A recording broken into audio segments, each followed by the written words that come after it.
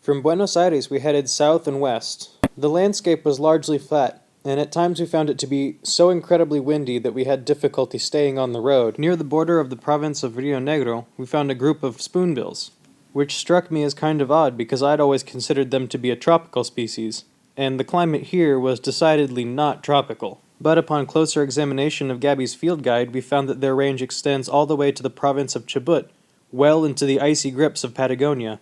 Eager for any change in scenery after hundreds of flat miles, we headed for Cerro de la Ventana, which offered us a brief but scenic respite from the incessant winds of the extremely flat coastal plains.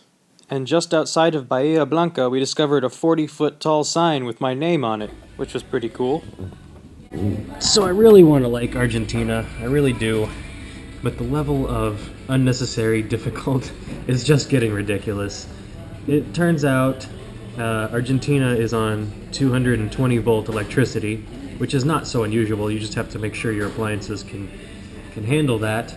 But on top of that, they have not one, but two different types of electrical plug. One is a flat, slanted plug like this, and the other one is the normal, round European plug. And the two of them are completely incompatible.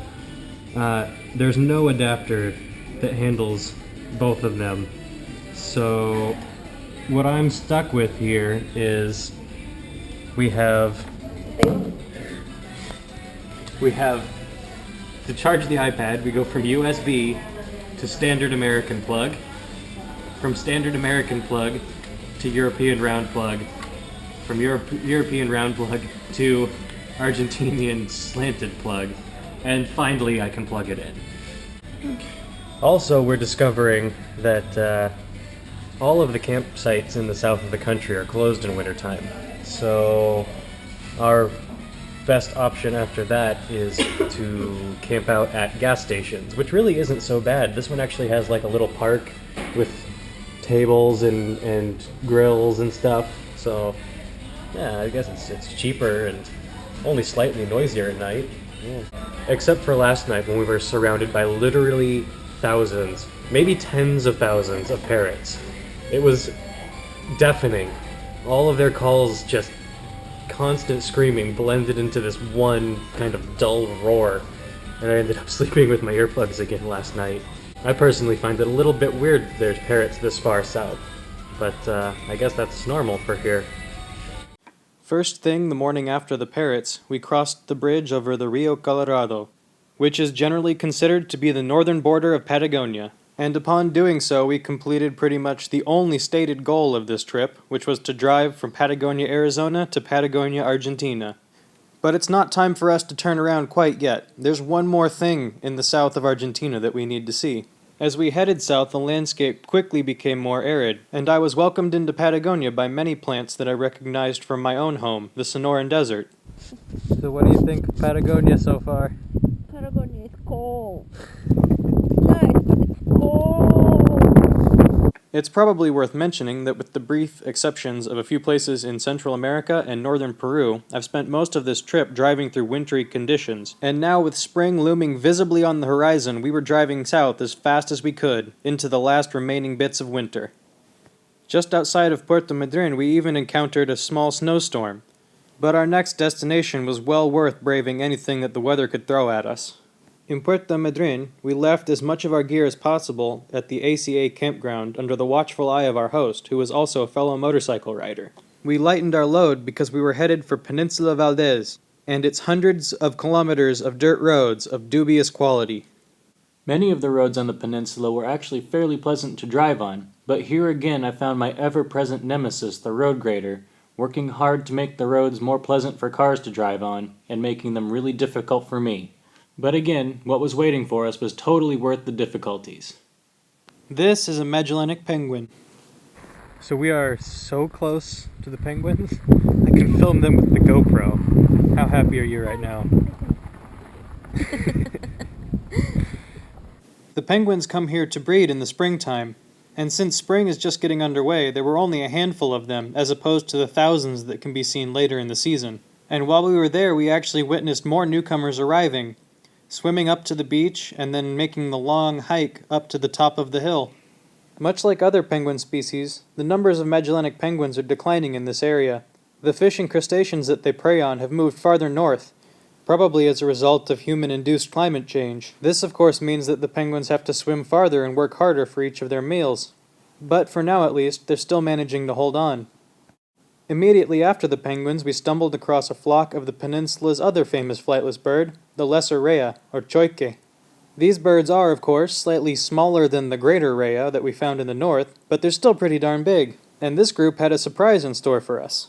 We noticed one bird separate from all the rest, and when she crossed the road we discovered the reason for this. She was accompanied by 14 little adorable fuzzy babies. Little, of course, being a relative term here, as they were smaller than their parents, but still larger than a chicken. A little ways down the road we discovered that these birds are also incredibly fast. We clocked one running at 60 kilometers an hour beside the motorcycle. The peninsula is also home to one of my favorite land mammals, the Patagonian cavy, or mara. The mara is basically a dog-shaped rabbit. And along with the rheas, this is another animal I had no idea even existed until I was well into my 20s. Clearly the people in charge of making wildlife documentaries don't find these animals very interesting. But I love these weird little creatures, and I think they definitely deserve more attention. As cool as the mara is, the Valdez Peninsula is not famous for its land mammals, it's famous for the ones that live in the water. The giant gravel bars that surround the peninsula provide perfect places for sea lions and elephant seals to haul themselves out of the water. And if you've never seen a male elephant seal before, you'd better brace yourself, because in my opinion these things are startlingly ugly. Seriously, if I had to pick one animal as the ugliest on the planet, these guys would be my pick. Their vocalizations sound like a cross between a burp and a fart at extremely high volume, and they certainly look like they smell bad, though I've never been close enough to find out. The males are incredibly aggressive towards each other, and sometimes end up crushing their own offspring in the throes of battle. But despite of all of these aspects that make them offensive to human sensibilities, I submit that they still deserve our respect. And, dare I say it, even our love. It seems that too often conservation efforts tend to focus on cute animals like pandas. But the ugly ones still need our help too. The geology of the Valdez Peninsula is also fairly interesting. It used to be under the ocean, and over millions of years the weak sedimentary rock that formed below the surface of the ocean has been uplifted and turned into dry land once again. One of the coolest things, though, is that by some quirk in this process, there are a couple salt flats within the peninsula that are actually below sea level. And for some time, these salt flats were actually thought to be the lowest points in Argentina. We spent our last couple hours of daylight slogging through deep, loose soils that had just been moved around by a road grader in an attempt to make the road more suitable for cars. We had our third fall of the trip with no injury to ourselves or the bike, and we returned to Puerto Madryn just after nightfall, thoroughly exhausted, but extremely happy. But we're not done with the Valdez Peninsula quite yet. The next morning we headed out along the coast on another dirt road, towards Playa El Doradillo. And immediately upon our arrival we could see that it was going to be a very good day. Southern right whales come here to the sheltered bays of the Valdez Peninsula to raise their young, and here at El Doradillo they can be seen basking just a few meters from the beach during high tide. Right whales were once nearly hunted to extinction by humans. They had the bad luck to possess many traits that made them an easy and desirable target for whalers. They're relatively slow swimmers, with a high percentage of blubber. They float when they're killed, and they prefer coastal waters. They are also by far the largest whale that can be found in coastal waters, much larger than humpbacks. The southern populations of right whales have made a spectacular recovery since the banning of whaling worldwide, but the northern populations have not been so lucky. While there may be as many as 15,000 right whales in the south, there's probably only a few hundred North Atlantic right whales, and maybe as few as 20 North Pacific right whales. And the huge bummer is that humans are still responsible for a lot of whale deaths, the two main causes being collisions with boats and entanglement in fishing gear.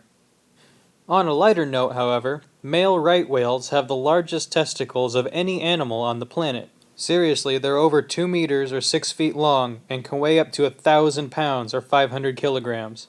And also their penis is about 9 feet long, so at least they have that going for them. Also, you may notice that there's often a gull following the whales around. This isn't a coincidence. The gulls are actually eating the whales. Every time the whale surfaces, the gulls take a small bite of skin and blubber, and then they follow the whale until it surfaces again and repeat the process. Which must be just the most incredibly annoying thing in the world if you're a whale. As the tide started to go out, the whales drifted further and further from shore, and we reluctantly decided to head on with our journey. Anyway, that's all for now. Thanks everyone for all your support and encouragement, and as usual, if you have any questions or comments, please let me know. We'll see you all next time.